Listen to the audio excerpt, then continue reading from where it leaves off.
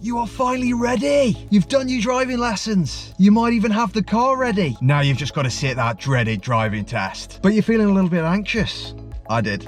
And you'd really like to know what to expect. Well, good news. You're in the right place. I am Josh, the driving instructor. If you'd like any more information about me, have a look at either my Discord or my Patreon in the links below.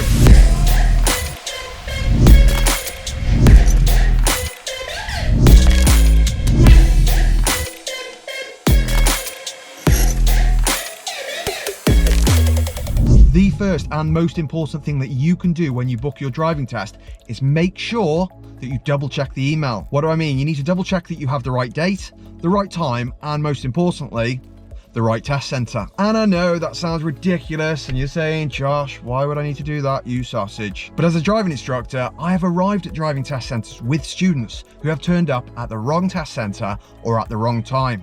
And let me tell you, that is a bad day. You will also want to double check that your emails you are receiving from the DVSA are not arriving in the spam folder. Reason being, if DVSA needs to change your test for whatever reason, perhaps an examiner is poorly or something else, you need to make sure that you see that email.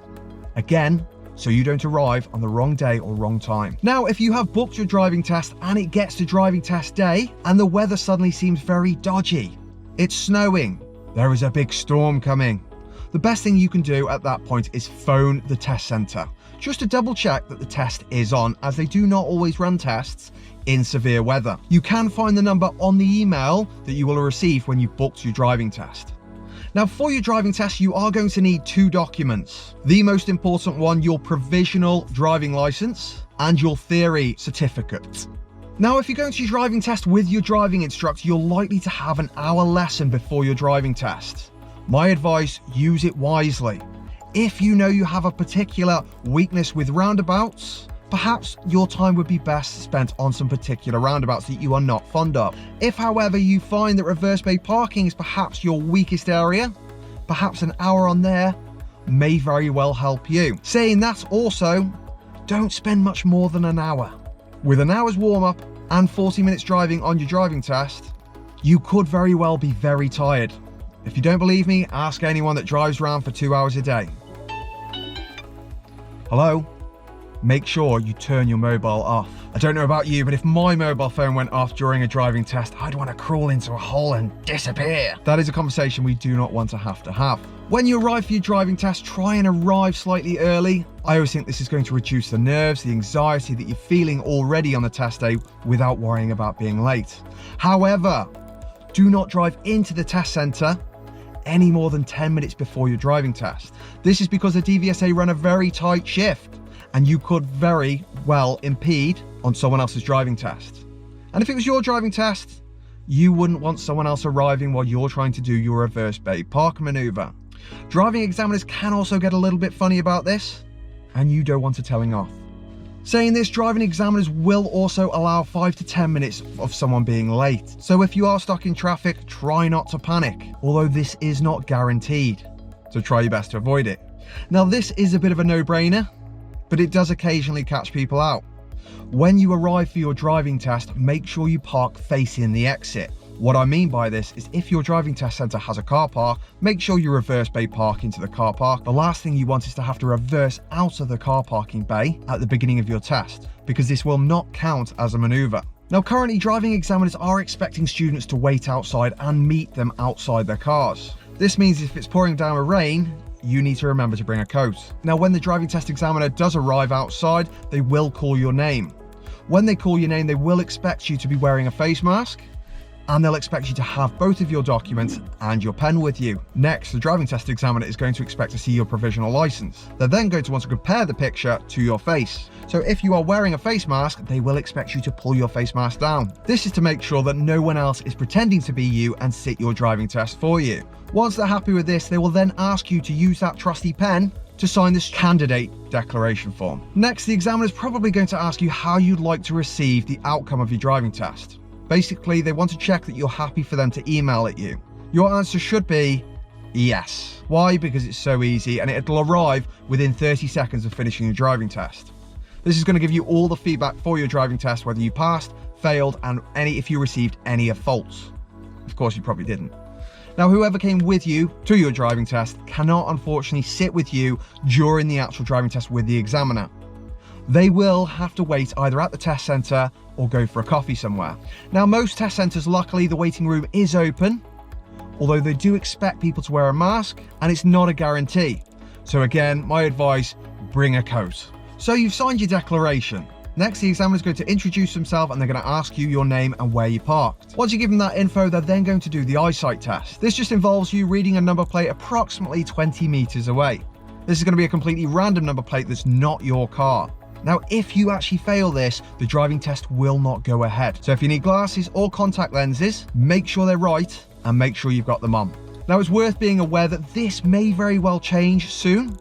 It is currently in discussion for driving examiners to actually be able to get people to read off a tablet or some form of iPad, as this will then mean people can read number plates in the dark. And if driving tests can be conducted in the dark, this will hugely increase the number of driving tests available to students.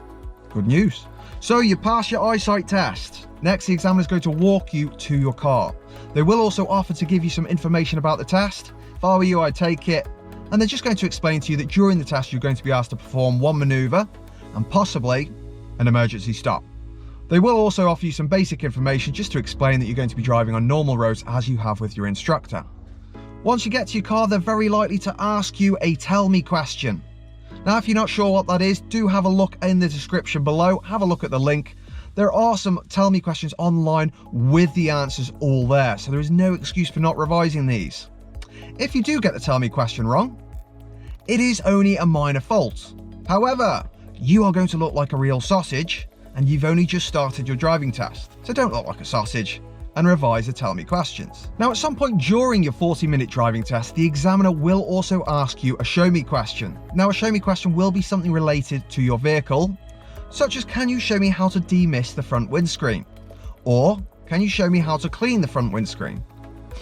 Now, again, all of these questions and answers can be found on the link in the description, or if you search online, show me tell me questions. Once this is all hunky-dory and done, the examiner is going to sit in your car with you. They are going to then request that you have at least one window on each side of the car open if they are not already open. If you want the radio on quietly, that should not be a problem. If you have a dash cam, however, make sure the voice recording is not turned on, as they will not conduct the test with the voice recording on. Once the examiner's sat in the car, they may very well then place a sat nav in the middle of your car.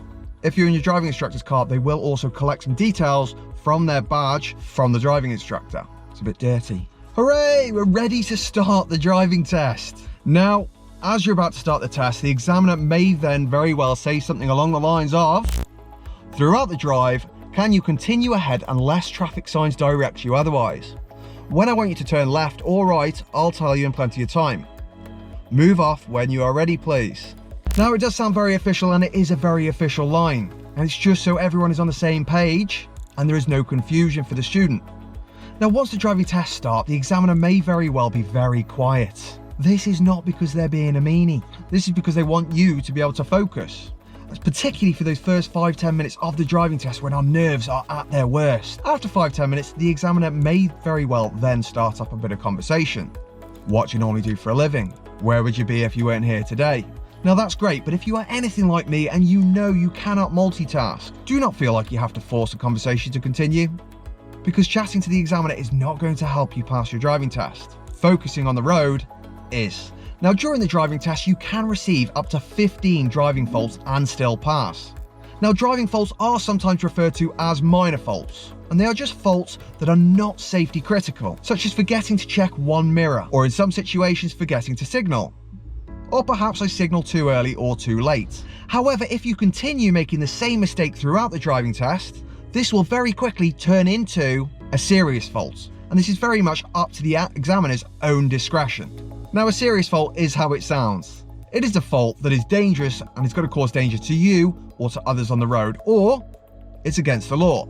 An example of this may be speeding or pulling off from the side of the road without checking your blind spot and having a vehicle there. You may also receive a dangerous fault. Now, a dangerous fault is what it says on the tin. It is something that is going to cause you or someone else immediate danger, and the examiner has likely had to get involved, such as using the extra paddles or grabbing the steering wheel. Now, this could be that you attempted to pull out on a roundabout or junction and there was another vehicle there. If you perform a serious or dangerous fault, the driving test will automatically be terminated. This means the driving test exam conditions will continue. However, the examiner may very well pack the Sat Nav away and begin directing you back to the test centre. Now, during the driving test, you will be expected to drive independently for 20 minutes. What does this mean? Well, this means you're either going to be expected to follow a Sat Nav for 20 minutes or follow road signs for 20 minutes. 1 in 5 students are expected to follow road signs instead of the Sat Nav. So the odds aren't massive, but you still need to make sure that you're hot on with both, just in case. Now, if a particular road sign is particularly damaged or just not very clear, do not panic. The examiner will help you with this. They will not leave you stranded. After all, the driving test is not about how good you are at directions, and instead how safe you drive on the roads. Remember that. The same goes if you end up taking the wrong route. For instance, the examiner says take the second road on the left and you take the first road on the left or the third road on the left. This will not go down as a driving fault. Instead, the driving examiner will just redirect you or ask you to re-follow the Sat Nav as it changes the route. What is really important is that you do not get into the wrong lane on a roundabout, realise your mistake halfway through, and dangerously change lanes, because that will lead to a serious fault. Just remember, the driving test is about safety, not how good you are at directions. The same can be said if you are not very good at your left and right. If you actually let them know when booking your driving test, you can actually request the examiner to help you with this, such as using arm directions or whatever other method you know works for you. You are also allowed to double check directions with the examiner if you are not sure as to what direction they actually said. So do not hesitate to ask the examiner to repeat the direction again. Now, as I previously mentioned, 4 out of 5 students are expected to follow a Sat Nav. If you are one of those 4 in 5 students who is expected to follow the Sat Nav, the examiner will actually supply their own Sat Nav for you, and they will also set it up as well. You will not have to touch the Sat Nav at all, so do not panic and do not think you have to go out and buy one. Now, the Sat Nav will be set up to speak to you and display directions as well. Make sure that you use both. What do I mean by this? Well, anytime you exit or enter a new road, the first thing you should be checking is there any change in speed limit? And the second thing is checking the top of the Sat Nav. Destination at 3:42 p.m. Okay, Dorothy. This way you're going to have a clear indication of what direction you are going next and in what distance. But remember, do not stare at the Sat Nav either, because this can be just as distracting. Now, during the driving test, you are likely to be asked to pull over at least 3 times, one of which will likely be a hill start. So make sure you're hot on with that handbrake. Now, students have been known to be pulled up to 7 times. That's the record for me. If this occurs, this is because the student is not doing something that they should be.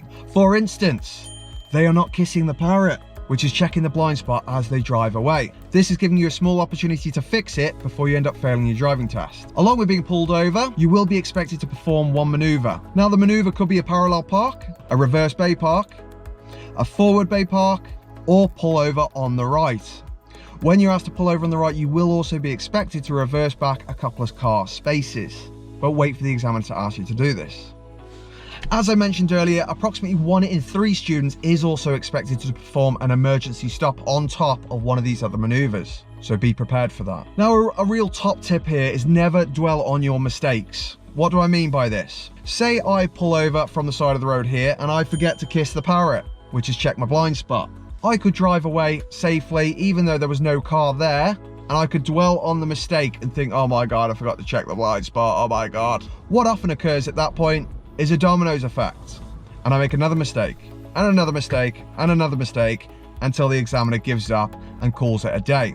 I will have failed my driving test. Instead, if I move on from the fact that I've made that mistake and focus on what is ahead, I can still pass my driving test, and so can you. Another really important tip that often affects students is the examiner tapping away on the tablet. The worst thing you can do is be trying to look over at what the examiner is writing at the same time as drive the car. This is very similar to trying to use your phone while driving the car, and that has been banned for a reason. Try not panic about what the examiner is tapping away at, and just remember they do not just tap for faults. Sometimes they tap to say they're asking you to pull over, or they've asked you to pull over, or sometimes they tap for things completely unrelated to the driving test. Whatever the reason, that is not what is important to you. What is important to you is you drive safely for the next 40 minutes. Now, when you arrive back at the test centre, the examiner is going to ask you to turn off the engine. Once that's done, they're then going to ask you if you would like your instructor present. Your answer should be yes. You've driven for nearly 2 hours. You are going to be mentally and physically knackered, and you're probably not going to listen to a word that comes out of that examiner's mouth apart from pass or fail, which means you should have your instructor present to do the listening for you. After all, you've paid over £70 for this driving test and this feedback, so at least get it. Then the examiner will ask if you'd like them to explain the result of your driving test. Again, the answer should be yes. You will then receive an email within approximately 1 minute of your driving test with all the information on there, such as pass, fail, and driving faults. This is really useful, so if the worst case scenario happens, you can learn from your mistakes. Now, do be aware, if you do happen to fail your driving test, and I'm sure you will not, you cannot sit another driving test for at least 10 working days. However, you can book another driving test the day after. Now, this 10 working days from your driving test is being looked at being changed to 28 days very soon.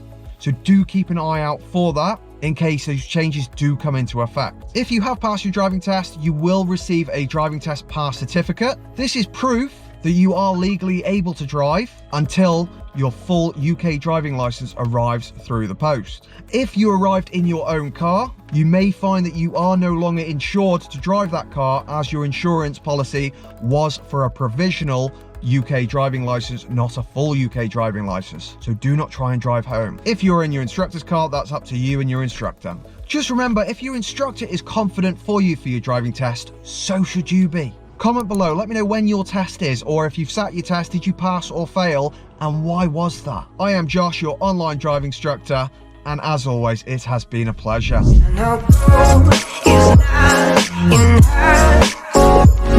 She's a